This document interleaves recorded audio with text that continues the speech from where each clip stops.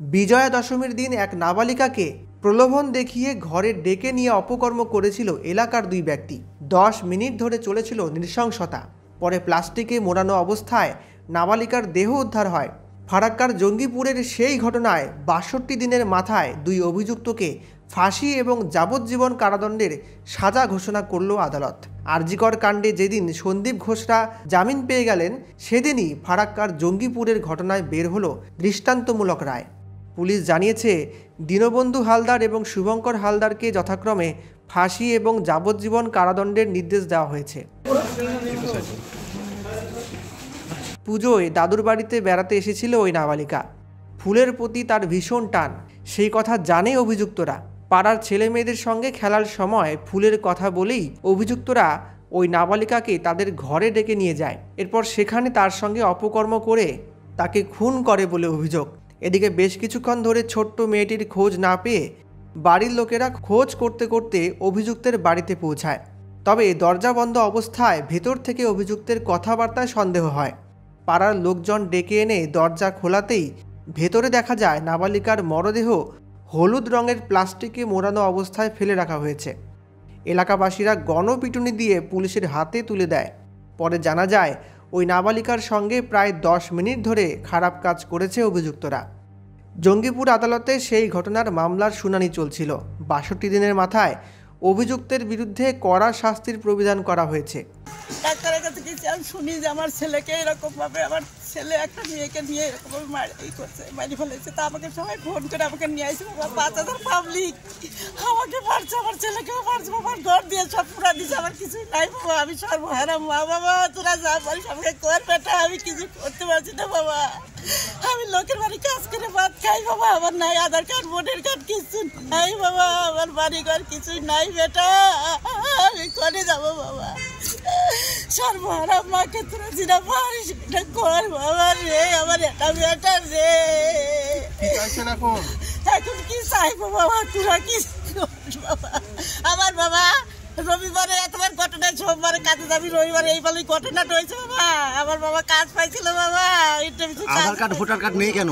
কিছু নেই, সব উঠে নিয়েছে। আমি কিনা নিচে, কি থানায় আছে কি কোথায় আছে তাও জানি না বাবা। আমার তো ঢুকতে যায় নাই বাবা। আপনার ছেলে তো অপরাধ করেছে। হ্যাঁ বাবা করেছে বাবা।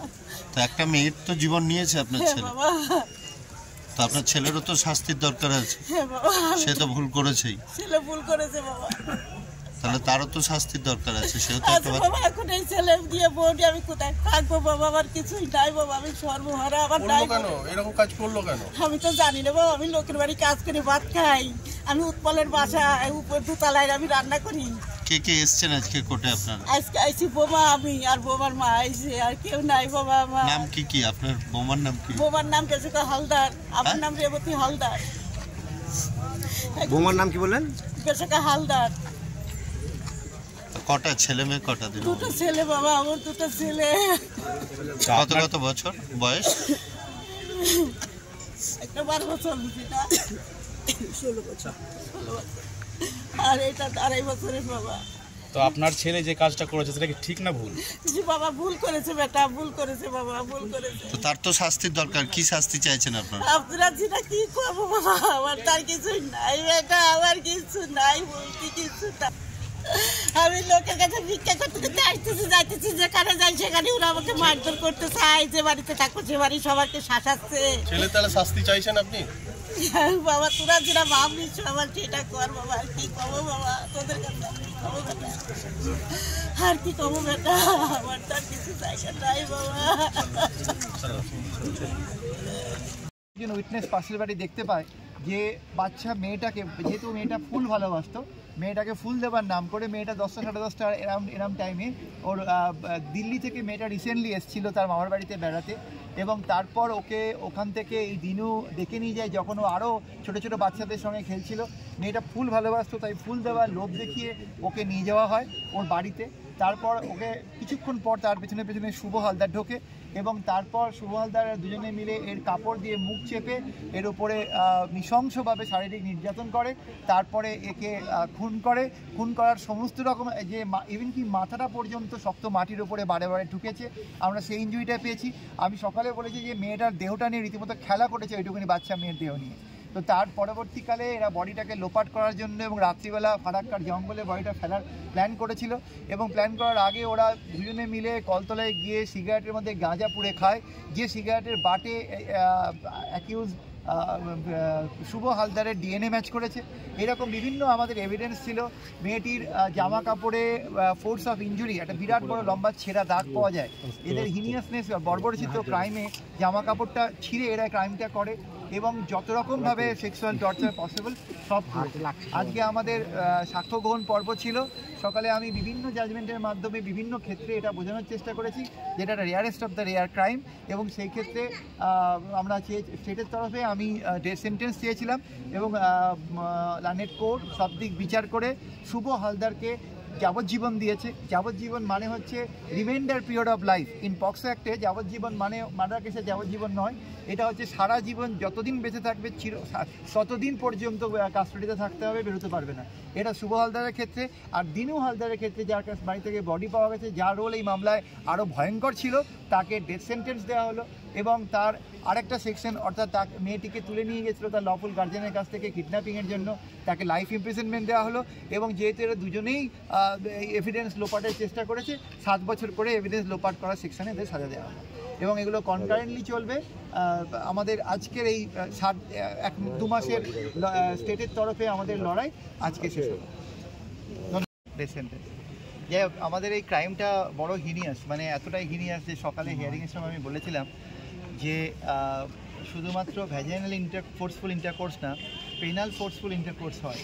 মানে এত বড় বর্বরচিত অত্যাচার একটা 9 বছরের মেয়ের উপরে কিভাবে এরা দুজনে মিলে করেছে, এবং তারপর বডিটাকে প্রথমে এদের মুখে কাপড় গুঁজে এই পুরো ক্রাইমটা করে, তারপর একে রেপ করার পর তারপর মার্ডার করে। মার্ডারটা একেবারে স্ট্র্যাঙ্গুলেশন বাই লিগেচার, গলায় ফাঁস দিয়ে মেরেছে, হাত দিয়ে চেপে মেরেছে, আবার মুখটা চেপে স্মোদারিং করে মেরেছে। প্রত্যেকটার মেডিকেল এভিডেন্স আছে, মানে যত রকমভাবে কনফার্ম করেছে মৃত্যুটা, এবং মৃত্যুর পরেও এরা রেপের অ্যাটেম্প করছে, যেটা সবচেয়ে হিনিয়াসতম আমাদের ক্রাইমের মধ্যে পড়ে। এবং তারপর বডিটাকে লুকিয়ে ফেলার জন্য এরা বস্তার মধ্যে পড়ে, এবং সেটা বডিটা বস্তা সমেত সন্ধ্যেবেলা ফেলার জন্য এদের প্ল্যান ছিল। তো আলটিমেটলি বাড়ির লোক প্রথমবার যখন যায়, দ্বিতীয়বার যখন যায়, ও কিছুতেই ডিসক্লোজ করেনি। তৃতীয়বারের পর যখন ওর ঘরের তালা ভাঙা হয়, তখন বস্তা ভিতর থেকে, হলুদ রঙের বস্তা যেটা আলনার নিচে রাখা ছিল, তার ভিতর থেকে বডিটা বেরিয়ে আসে, এবং মেয়েটিকে পুরো জড়োথড়ো করে বডিটাকে কুটিয়ে বস্তার মধ্যে জোর করে পোড়া হয়, যাতে ও আলনার ওইটুকুনি জায়গার মধ্যে ফিট হয়। তো এটা একটা হিনিয়াসতম ক্রাইম। ইনভেস্টিগেশন হয়েছে প্রচুর টাইপের। আমরা 31 জন সাক্ষীকে আমি এক্সামিন করেছি এই মামলায়। টোটাল ইনভেস্টিগেশন আমাদের 21 দিনের মধ্যে অলমোস্ট শেষ হয়েছে, এবং তারপর আলটিমেটলি 39 দিনের মাথায় ট্রায়ালস এবং আজকে পানিশমেন্ট হলো। এক্স্যাক্টলি আমরা যদি 31শে মার্চ আছে, আমাদের 10 মাসটা সেটা যদি সঙ্গে নিই, তাহলে আমাদের আজকে 61 দিন, এবং এই 2 মাসের মধ্যে পুরো ইনভেস্টিগেশন, মানে তদন্ত, বিচার এবং ট্রায়াল এবং শাস্তিদান, এই পুরো প্রসেসটা কমপ্লিট হলো। এবং এই পুরো প্রসেসটাতে আমি পুরো জঙ্গিপুর বারের প্রত্যেকটি লার্নের লয়ারের সহযোগিতা পেয়েছি। তা খুব ফাস্ট ট্রায়াল চলেছে দিনের পর দিন ধরে, এবং আমার এইটা আর জয়নগর একসাথে চলেছে। একটু ট্রাভেলসাম ছিল জার্নি করাটা। আমরা 31 জন সাক্ষীর মধ্যে ফরেন্সিক উইটনেস পেয়েছি, যারা ক্লিয়ারলি, আমাদের ডিএনএ অ্যানালিসিস রিপোর্ট আছে, যে ডিএনএ অ্যানালিসিস রিপোর্ট আমাদেরকে এই জায়গায় নিয়ে আসছে যে আসামির বাড়ি থেকে যে জিনিসগুলো পাওয়া গেছে, এবং আরেকজন আসামির বাড়ি থেকে যে হাফ প্যান্টটা পাওয়া গেছে, তার মধ্যে হিউম্যান ব্লাড পাওয়া গেছে। ভিকটিমের জামা কাপড় থেকে আসামি দিনু হালদার, তার ডিএনএ মানে সিমেনের ডিএনএ পাওয়া গেছে, এবং তার মধ্যে ভিকটিমের ব্লাডের ডিএনএ পাওয়া গেছে। পিওতে, যেখানে ক্রাইমটা হয়েছে,